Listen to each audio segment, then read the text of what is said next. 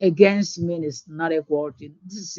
So the kind of test I'm going to do, according to what I'm given, is a two-tailed test. So this is a two-tailed test. So I'm doing a two-tailed test, and I have to draw a picture. So I'm going to draw a picture.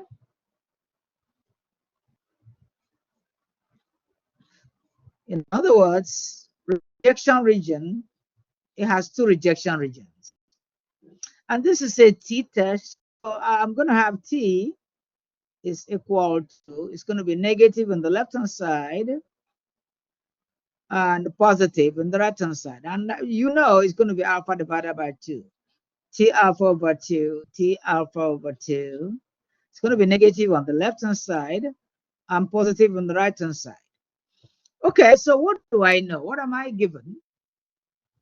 If X bar is 105 and standard deviation is 6, compute the test statistic.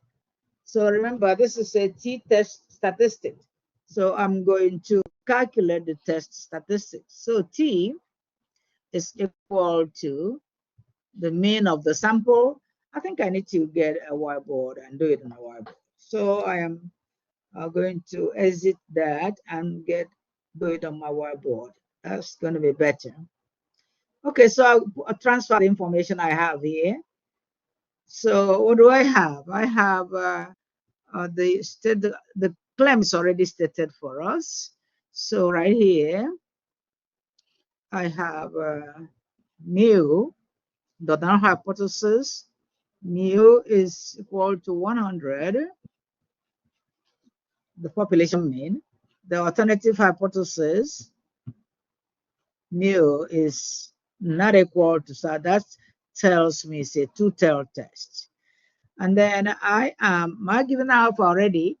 So these are the things I'm given. I am given that sample size is 21. And I'm also given that sample standard deviation is 9. Sample size is less than 30. Population standard deviation is unknown. And the sample mean is 105. And I can calculate, I'm told to calculate the test statistics. So calculating the test statistics, I have t is equal to x bar minus mean of the population over standard error of t,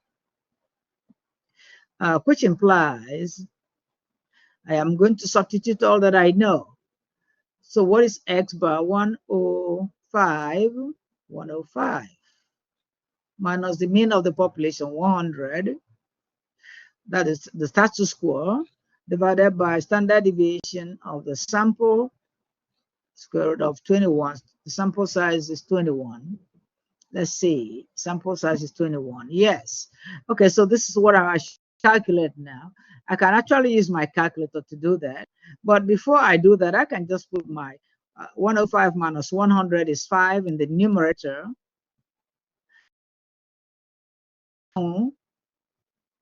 Do square root of 21 over 9.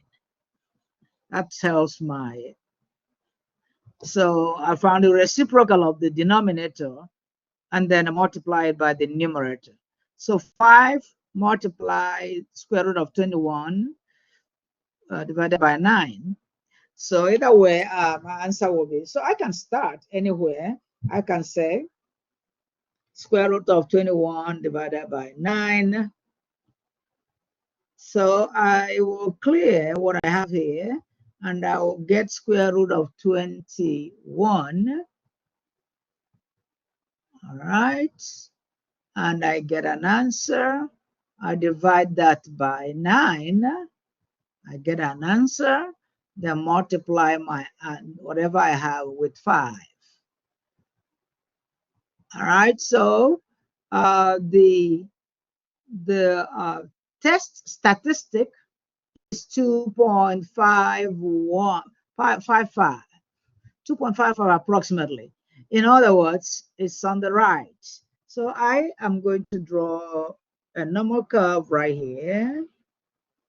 I'm doing a two-tail test, so two-tail test. And I just calculated the test statistics, and it gave me 2.55. So it fell into the right. All right. So I have that my test statistics 2.55. I just calculated that.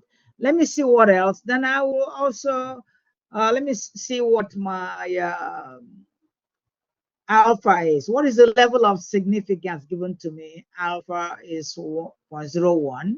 So if the researcher decides to test the hypothesis at alpha of 0.01 significance, which means I can find the inverse t of that.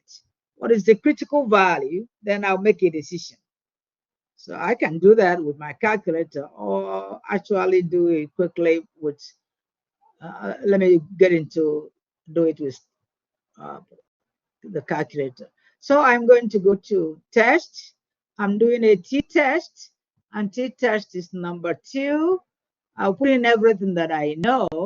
The mean of the population is 100.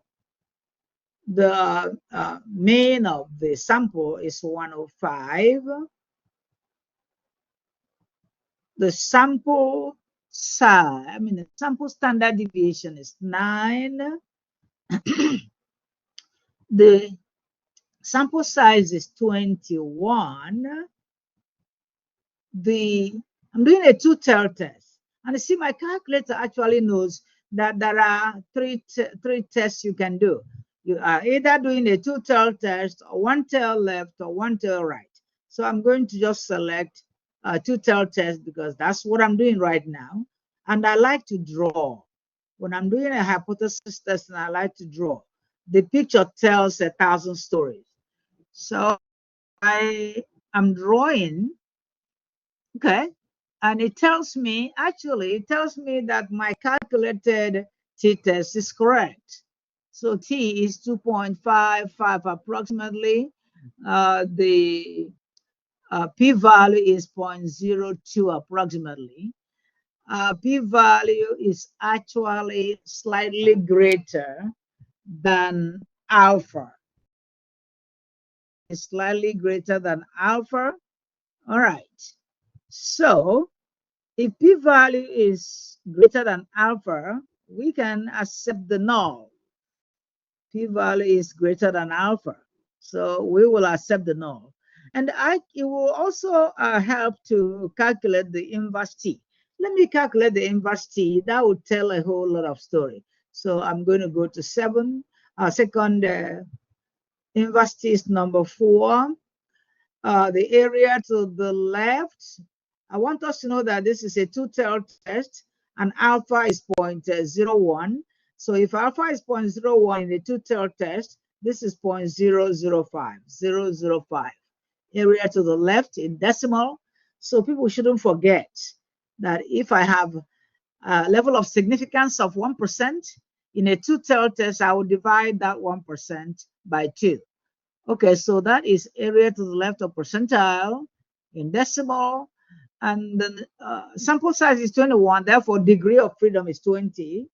So degree of freedom is 20, and I close parentheses, and when I hit enter, the inverse t is negative 0.28. So I can say plus or minus because the t curve is symmetrical.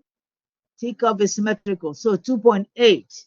So I have, this is 2.84. Okay, I can say 85. 2.85.